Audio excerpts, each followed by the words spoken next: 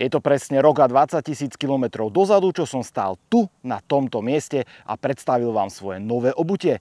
Celoročné pneumatiky Continental All Season Contact. Tak ako vy, aj ja som mal plnú hlavu otázok, či vôbec uvažovať nad modernými a kvalitnými celoročnými pneumatikami.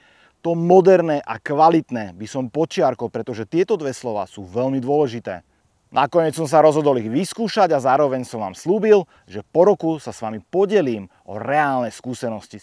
A tak tu dnes stojím, to je ako z takej známej pesničky, aby som vám povedal krutú pravdu o týchto celoročkách. Takže tá hlavná otázka znie, naletel som na marketing? Tento program vám prináša Bacolor, profíci na lakovanie klasických aut, veteránov a motoriek.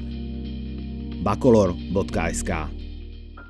Kvalitná 5V30. Tá cena a ten výber. Pre moju lásku len to najlepšie. Tu mám vždy garanciu originálnych produktov. Dopraj aj ty svojej mašine len to najlepšie. Filtre a oleje.sk.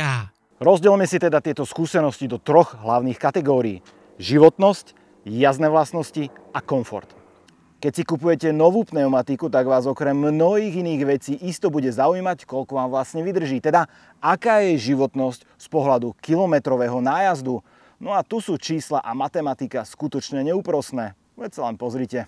No práve to idem teraz zistiť. Som na ceste do Best Drive servisu, kde mi zmerajú dezén pneumatiky. A keď som obúval Continental All Season Contact na toto auto, tak som mal nabehaných nejakých 269 700 a nejaké drobné. V tomto momente mám nabehaných 290 900 km. Teda spravil som viac než 20 000 km za ten rok. Teraz mi idú chlapci z pneuservisu zmerať hĺbku dezénu a veľmi jednoduchou matematikou zistíme, koľko bola pôvodná výška dezénu, koľko som zjazdil dezénu a koľko ešte teoretického dojazdu mi ostáva na týchto pneumatikách. Pri prvom prezutí mali úplne nové pneumatiky hĺbku dezénu 7,6 mm. No a teraz výsledky po roku jazdenia a 20 000 ubehnutých kilometrov. Dôležité upozorniť aj na to, že sme nemerali len dezén, ale prebehla aj celková kontrola stavu pneumatík. Našťastie žiadne vážnejšie poškodenia a to som ich fakt nešetril. Hĺbka dezénu sa merala pri každej pneumatike na troch miestach. Z vnútornej aj vonkajšej strany, ako aj v strede. No a toto nám vyšlo. Ľavá predná a ľavá zadná boli na tom celkom v pohode, taktiež pravá predná, no ale najhoršie na tom bola pravá zadná. Následne sme tieto čísla poslali inžinierom do Continentalu, ktorí nám vrátili takúto predpokladanú životnosť pneumatík, teda kilometrový výkon. Ľavá predná má kalkulovaný nájazd 73 000 km, pravá predná má kalkulovaný nájazd 62 000, teda zaokrúhlime to na 63 000. Ľavá zadná má kalkulovaný nájazd 73 000 km, no a potom je tu pravá zadná, ktorá mala najhoršie namerané parametre, a tam má kalkulovaný nájazd 55 000 km. Pri pohľade na tieto čísla zostávajúce kilometre si treba uvedomiť jednu veľmi dôležitú vec. Lexus GS 450H s náhonom na zadné kolesa je veľmi ťažké auto. Jeho pohotovostná hmotnosť je takmer rovné 2 tony. Ak by som to mal obuté na inom, ľahšom aute, tak výsledky by boli ešte lepšie.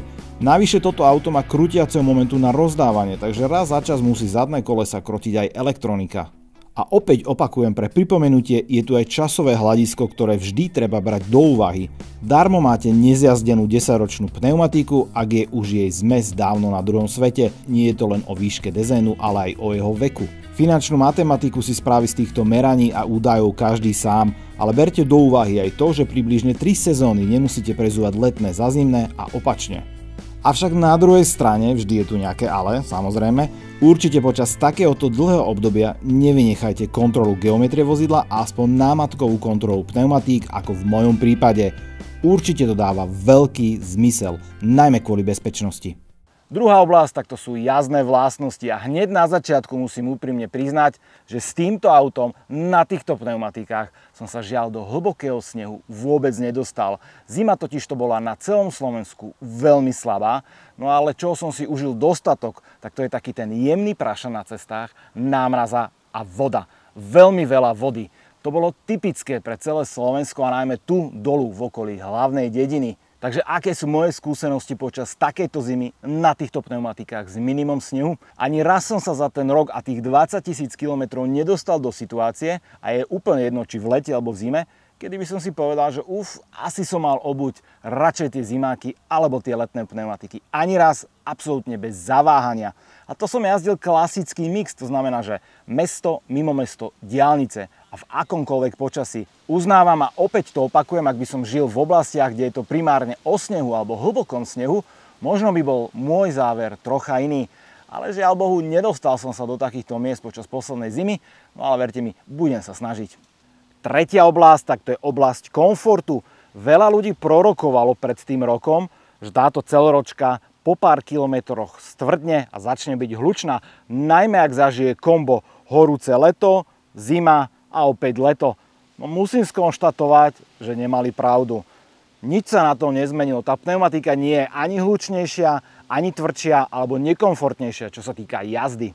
Áno, z časti to môže byť aj tým, na akom aute sú tieto pneumatiky obuté, ale úprimne si myslím, že k žiadnemu zhoršeniu komfortu či akustického alebo jazdného absolútne nedošlo. A čo je dôležité, tieto celoročky nepískajú.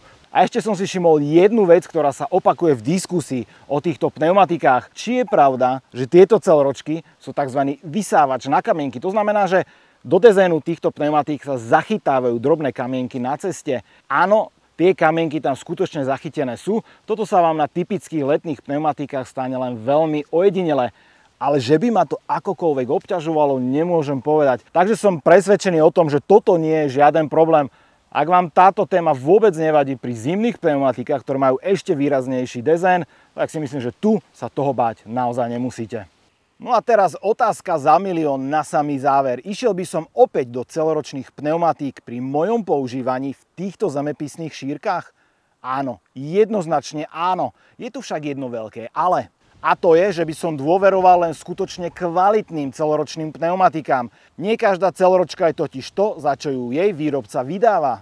Na to veľký pozor. Mimochodom, Continental onedlho predstaví už druhú generáciu týchto all-season Contact, toto je prvá. A ak sa podarí jednu sadu, opäť obujem na auto a prinesiem vám skúsenosti z prvej ruky. Z tejto. Je teda celkom možné, že na tomto aute dojazdím túto prvú generáciu a tú druhú obujem na ďalšie auto, aby som ich vedel prípadne vzájomne porovnať.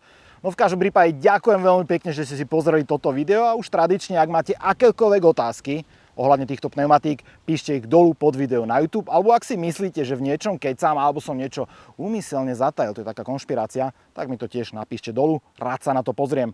No a hlavne sa teraz teším už na tú druhú generáciu, pretože to zlepšenie je údajne veľmi výrazné. Ďakujem, čaute.